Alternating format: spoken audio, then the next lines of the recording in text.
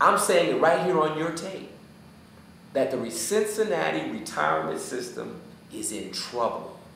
It's in serious trouble. And that the politicians can't lie forever. So they keep putting a Band-Aid on the issue. But eventually the dam is going to break. And when it breaks, the politicians will lie. They will blame it on health care. Health care is going up, and most small business owners, which is most of America, they're going to connect with that song because health care is going up. It's more expensive. But that is not why the retirement system is in the current trouble it is in. You know, Councilmember Cranley sponsored legislation on how they would fund that retirement system, which was a big issue. Meaning not looking, we had a set amount we would put in. He decided, no, we're going to decide on, in the good times in the market, if the market is doing well, our match in the retirement system will be based on the total return. Not saying we're going to put in $11 or $12 million every year, this is our obligation. So in those years where the market did really well, the amount of the money that the city put in was much smaller. Right. But research, or come back and talk to me about that retirement system, because I'm letting you know, our calculations were that in 2007, that there would be over an $80 million shortfall in that retirement system. In 2007, which we are 6 months away from, 60% of whatever that shortfall is directly attributable to our general fund, which is what pays everything. This is what will bankrupt the city of Cincinnati if it is not dealt with. And you can't deal with it by just acting like it doesn't exist. So piecing all of this together, they will come and say that the retirement system is the best retirement system in the country, benchmarked against all the other retirement systems. But when they throw that on the table, when Cranley throws that on the table, he is using the assumptions to support that we are the best in the country, not the real rate of returns, actually where we really are. There's a big difference between those two.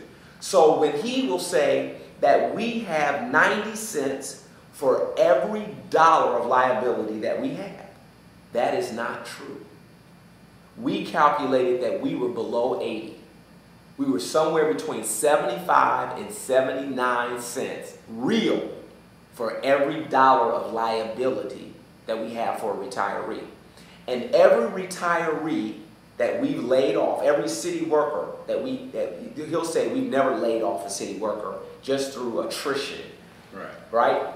But we now are even Steven for every retiree and every worker, we're even Steven.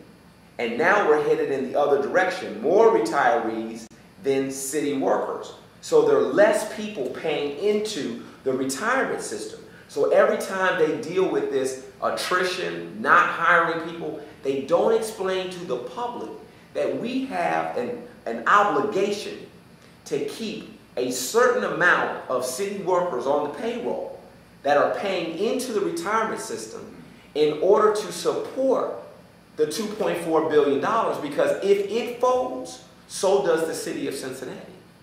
Am I clear about that? If the retirement system folds, so does the city of Cincinnati. We go bankrupt. So this is, we can't go out. The city, research this, don't take my word. We did not handle the fire and police retirement system. Very similar issue. We were able to issue bonds, $46 to $44 million in bonds we had to issue for failed payments to their retirement system. And those are still on the books right now. About 40 million of those dollars are still on the books. We refinanced that debt last year. And then Valerie Lemmy came out and said, we saved the taxpayers $1 million a year because we refinanced this debt. But she never explained, why do we even have the debt? It's like, I'm giving you a pat on the back for madness that should have never happened. She's refinancing debt where they're killing the city of Cincinnati by carrying that on our balance sheet because of the lack of our obligations to the lack of payments we made to the fire pension and the police pension. That's just me scratching the surface. These retirees in the city of Cincinnati, they're going to get a rude awakening. You put that on your blog.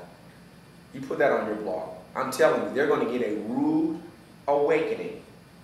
And I'm not going to allow council, if I'm alive, I'm not going to allow council to pin this on workers who made $20,000 a year on average and gave 30 years of their life to this city.